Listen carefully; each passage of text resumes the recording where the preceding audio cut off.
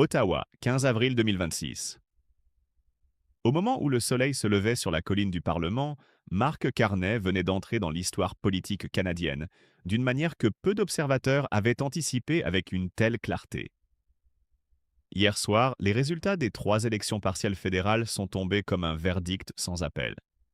Les libéraux ont remporté les 3 circonscriptions en jeu, offrant au Premier ministre une majorité gouvernementale solide à la Chambre des communes, pour la première fois depuis 2019. Ce matin, devant une salle de presse bondée, Carney a pris la parole avec ce mélange caractéristique de calme bancaire et de détermination politique pour annoncer une mesure qui touchera directement des millions de Canadiens. La suspension temporaire de la taxe d'accise fédérale sur les carburants, de l'essence au diesel en passant par les carburants d'aviation, effective du 20 avril jusqu'au Labor Day, le 7 septembre 2026. Cette décision n'est pas une simple mesure technique. Elle constitue le premier geste concret d'un gouvernement qui, fort de sa nouvelle majorité, entend désormais agir sans entrave pour protéger le pouvoir d'achat des familles, tout en accélérant une transformation beaucoup plus profonde du pays. Carney l'a dit sans détour ce matin. Les Canadiens ont parlé. Ils veulent une économie plus forte, plus résiliente et qui protège les familles face aux pressions extérieures. Il a même glissé, avec un sourire en coin, une remarque ironique sur l'avenir politique du chef conservateur Pierre Poilievre, avant de la retirer avec humour, détendant l'atmosphère d'une conférence qui restera probablement dans les mémoires. Revenons sur ce qui s'est passé hier. Dans Scarborough-Southwest, en Ontario, la candidate libérale Dolly Begum a écrasé la compétition avec près de 70% des voix. À University Rosedale, autre circonscription ontarienne clé, les libéraux ont également consolidé leur avance. Et au Québec, dans Terrebonne, Tatiana Auguste a conservé le siège avec une marge confortable, malgré une campagne vigoureuse du Bloc québécois. Ces 3 victoires ne sont pas anodines. Elles portent le caucus libéral au-dessus du seuil de la majorité, libérant Carney de la nécessité constante de négocier avec le NPD ou d'autres formations pour faire avancer son agenda. Pour la première fois depuis son arrivée au pouvoir en mars 2025, le Premier ministre dispose d'une marge de manœuvre réelle et durable jusqu'aux prochaines élections générales. Cette stabilité politique arrive à un moment critique. Depuis plus d'1 an, le Canada fait face à des tensions commerciales inédites avec son principal partenaire, les États-Unis. Les tarifs imposés par l'administration Trump sur l'acier, l'aluminium, le cuivre et de nombreux autres biens continuent de peser lourdement sur l'économie canadienne. Dans ce contexte, la suspension de la taxe sur les carburants apparaît comme un geste immédiat et tangible. Selon les estimations préliminaires du ministère des Finances, cette mesure pourrait faire baisser le prix à la pompe de jusqu'à 10 cents par litre dans plusieurs régions du pays. Pour les familles qui roulassent beaucoup, pour les camionneurs, pour les agriculteurs et pour l'ensemble du secteur du transport, cet allègement n'est pas négligeable. La suspension s'étend également aux carburants d'aviation, ce qui devrait aider à contenir la hausse des prix des billets d'avion et soutenir une industrie déjà fragilisée par les coûts énergétiques élevés. Carney a pris soin de relier explicitement cette annonce au contexte international actuel.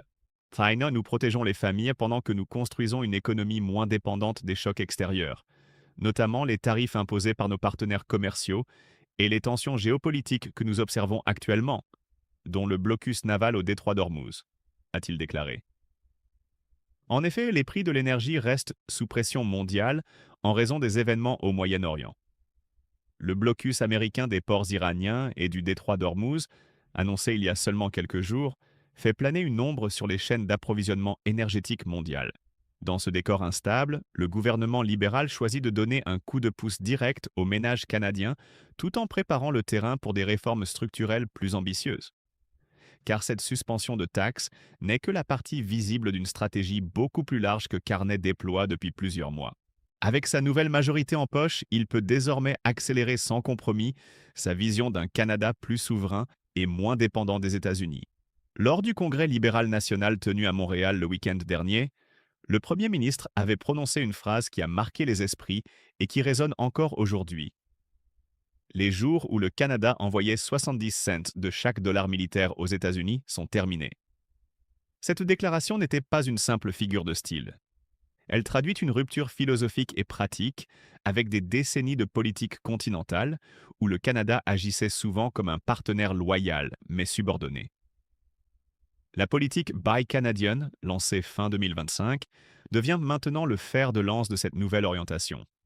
Concrètement, cela signifie que dans tous les grands contrats fédéraux, qu'il s'agisse de défense, d'infrastructure, d'énergie ou de technologie stratégique, la priorité absolue sera accordée aux fournisseurs canadiens. Le gouvernement exigera un contenu canadien minimum de 70% dans les projets majeurs, avec des clauses obligatoires de recherche et développement et de retombées industrielles locales. L'objectif est double, créer des emplois de qualité au Canada et réduire la vulnérabilité du pays face aux décisions unilatérales prises à Washington. Cette approche n'est pas sans risque. Les États-Unis ont déjà qualifié certaines mesures de Buy Canadian d'irritants commerciaux. Avec la renégociation de l'accord Canada-États-Unis-Mexique, SUESMA, qui approche à grands pas en juillet 2026, les négociations s'annoncent particulièrement dures. Carney en est parfaitement conscient. Il a répété à plusieurs reprises que ce n'est pas le moment pour la politique comme d'habitude, et que l'ordre international tel que nous l'avons connu est en train de s'effondrer sous nos yeux. Dans ce monde nouveau, marqué par le retour des grandes puissances qui utilisent les chaînes d'approvisionnement, les tarifs douaniers et la sécurité comme des armes, le Canada doit, selon lui, cesser d'être une arrière-cour économique et devenir un joueur stratégique autonome. Pour y parvenir, le Premier ministre mise sur une diversification accélérée des partenariats commerciaux.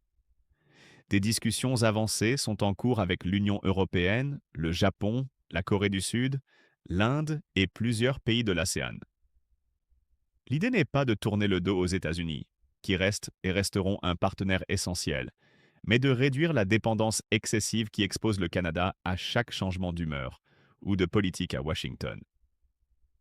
Carney veut bâtir un hérisson canadien, un pays relativement petit par sa population, mais résilient, piquant quand il le faut, et trop utile pour être maltraité. Cette vision trouve un écho particulièrement intéressant au Québec. Samedi dernier, Christine Fréchette, ancienne ministre de l'Économie sous François Legault, a été élue chef de la coalition Avenir Québec avec une solide majorité. Elle devient ainsi la première ministre désignée de la province, la deuxième femme à occuper ce poste après Pauline Marois. Fréchette, connue pour son pragmatisme économique, pourrait devenir une alliée de poids pour Carney. Les dossiers stratégiques que partagent Ottawa et Québec, aérospatiale, hydroélectricité, minerais critiques, batteries et transition énergétique, se prêtent particulièrement bien à une coopération renforcée sous le parapluie de Buy Canadian. Le tandem Carney-Fréchette pourrait bien devenir l'un des plus productifs de l'histoire récente du fédéralisme canadien, permettant d'aligner les intérêts nationaux et provinciaux sans les frictions habituelles. Pour les Canadiens ordinaires, les conséquences de ces développements seront multiples et se feront sentir à différents horizons temporels. À très court terme, la suspension de la taxe sur les carburants offrira un soulagement bienvenu. Dans un contexte où l'inflation sur l'alimentation, le logement et le transport restent une préoccupation majeure, ces quelques cents par litre à la pompe représenteront une différence réelle pour les budgets familiaux, surtout dans les régions où les distances sont grandes et où l'automobile reste indispensable. Le secteur du transport routier, les agriculteurs et les petites entreprises de livraison devraient également y trouver leur compte. À moyen terme, la stabilité politique apportée par la majorité libérale devrait permettre d'accélérer les investissements dans l'industrie canadienne. Les entreprises nationales dans les secteurs de la défense, des technologies propres, des minerais stratégiques et de la fabrication avancée pourraient bénéficier de contrats plus importants et plus prévisibles. Cela pourrait se traduire par la création de milliers d'emplois qualifiés, particulièrement dans les provinces manufacturières comme l'Ontario et le Québec. La politique Buy Canadian, si elle est bien mise en œuvre, pourrait également stimuler l'innovation et renforcer les chaînes d'approvisionnement locales, rendant le Canada moins vulnérable aux disruptions internationales. Cependant, rien n'est gratuit dans cette équation. Le coût budgétaire de la suspension de la taxe sur les carburants est estimé à plusieurs milliards de dollars. Même si le gouvernement argue que cette dépense sera en partie compensée par une relance de la consommation intérieure, elle contribuera temporairement à creuser le déficit. Par ailleurs, une escalade des tensions commerciales avec les États-Unis n'est pas à exclure. Si Washington perçoit Buy Canadian comme une mesure trop protectionniste, des représailles tarifaires supplémentaires pourraient survenir, touchant particulièrement les secteurs de l'automobile, du bois d'œuvre ou de l'énergie. Enfin, la pression inflationniste liée à la volatilité des prix du pétrole mondial reste un risque réel. Si le blocus au détroit d'Ormuz se prolonge ou s'intensifie, les prix à la pompe pourraient remonter rapidement, annulant en partie les effets bénéfiques de la suspension de taxes. Sur le plan politique intérieur, cette nouvelle majorité place également Pierre Poilievre et les conservateurs dans une position délicate. Après plusieurs défections au sein de leur caucus ces derniers mois, l'opposition devra trouver un nouveau souffle et une nouvelle stratégie pour contrer le narratif de Carney. Les conservateurs risquent d'accuser le gouvernement de gaspillage budgétaire et de provocation inutile envers les États-Unis.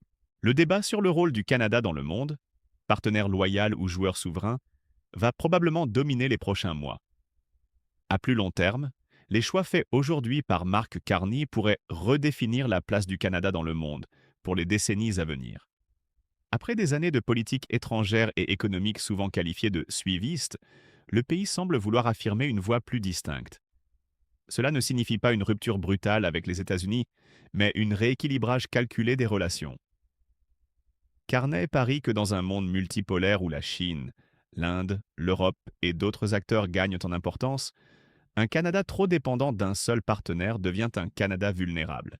Il préfère construire une économie résiliente, capable de naviguer entre les grandes puissances sans se soumettre à aucune. Bien sûr, cette stratégie n'est pas sans controverse. Certains analystes estiment que rompre trop rapidement avec le modèle continentaliste pourrait coûter cher à court terme, particulièrement dans des secteurs fortement intégrés comme l'automobile et l'énergie.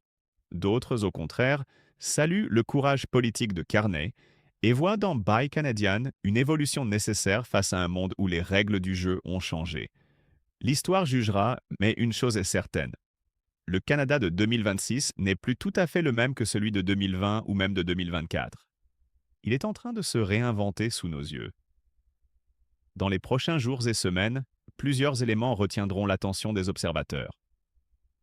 D'abord, les réactions concrètes de l'administration Trump et du Congrès américain face à cette nouvelle majorité libérale et à l'accélération de Buy Canadian. Ensuite, les premiers pas de Christine Fréchette à la tête du Québec et la façon dont elle collaborera avec Ottawa sur les grands dossiers économiques.